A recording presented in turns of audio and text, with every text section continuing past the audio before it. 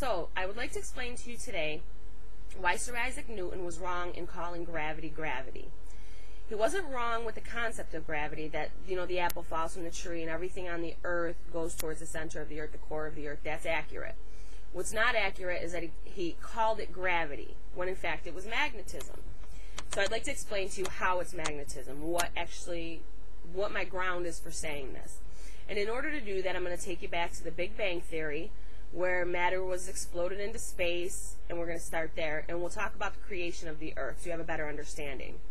Now, when this matter got exploded out into Earth, ejected out into space, what happened was we had a big ball of metal come from this Big Bang, and it was like copper, magnesium, nickel, things that our core is made of. Now, as it was out in the cold, abundant space, it started to cool off. Now, understand, from the process of beginning to end, we're talking, a million years or millions of years, whatever. It didn't happen overnight, but this is the process.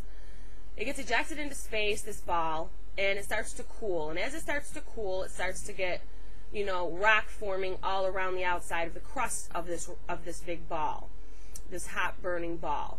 Now, this crust is what we know as rock, and that's made through electrolysis. You could do more research into that, or I could explain it more in detail, but this is basically the layman's terms of it for people that don't really have a good understanding.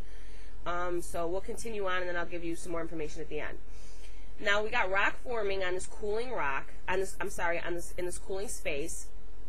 And rock, a lot of people don't know this, like trees, does give off an abundant amount of oxygen. People don't know that, but you can look it up on Wikipedia or whatever, Google it, rocks and oxygen.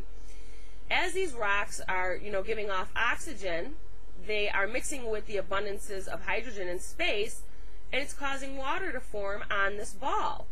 All the cracks and crevices of the rocks are filling up with water, basically like our ocean, our lakes, our rivers, our streams, etc., so on. Now, as we have water forming in the cracks and crevices, we're still traveling through space. The Earth is. When I say we're, I mean the Earth. We're still traveling through space. Well, all of a sudden, after so many years or millennia or whatever, we come in contact with the Earth's sun, which is a monopole. A monopole is a one-way magnet. It sucks, everything of magnetic components like the Earth is made of, the copper, the magnesium, the nickel. It sucks everything towards it. It's a one-way magnet. So we come in contact with the Earth, and with the sun, and the sun turns around and says, hey, you know what, I want that, it's attracted to it. Well, this ball with the water and the rock starts flying towards the sun at a very high rate. Well, as it's traveling towards the sun at a high rate, it's building this pressure between the two objects, a high pressure. And also, remember, as it's getting closer to the sun, that water on the ball is evaporating, releasing the oxygen once again that had already made water. So when you turn around and you have oxygen being let off of this ball at a high rate and a lot of pressure built, what will happen is it'll form a liquid oxygen, and that's the ozone layer. So we have this liquid oxygen forming all over our Earth, and we know that is the ozone layer. And liquid oxygen is highly magnetic. This is what stopped the Earth, and in the nick of time, if I do say so myself, if you look at our position to how close we are to our sun, as it built that ozone layer, that magnetic field, magnetosphere, some people call it, that's what stopped us from being sucked into the sun. Now we got our own magnet, surrounding our Earth, and it's pushing away from the sun. And as it's pushing away from the sun, that causes the outside of it to rotate. Now we're rotating around the sun, if that makes sense to you. But also understand, in the inside, it's pulling everything down, just like a magnet. On the outside pushes away, on the inside pulls everything down. Now our Earth has a magnetic north and a magnetic south. If it didn't, we wouldn't be a magnet, but we are.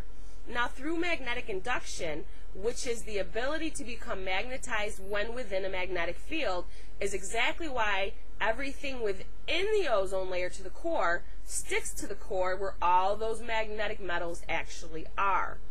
Now, if you think about it from this aspect, every living thing on the planet has to have magnesium and copper and nickel and, you know, all of those elements to survive, to live. We can't live without those elements. If we did, we would die. If we went out without magnesium, we would die. Plants would die.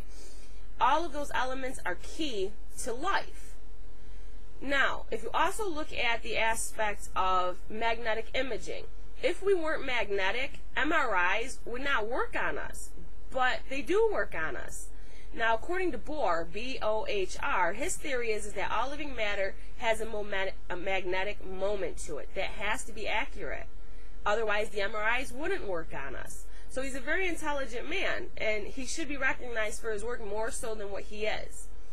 But if you have any questions about anything that I've said, or there's missing information that I didn't quite grasp to you, and you need better understanding, feel free to email me. My email address is below the video, and we could discuss it more. But I really hope that people can look at this, have a common sense about it, do the research, and then, you know, maybe technology could advance. So if you want the answer to Einstein's theory of relativity, his theory of everything that he searched for, his missing link to the relativity theory, there it is. No such thing as gravity. Thank you and have a great day.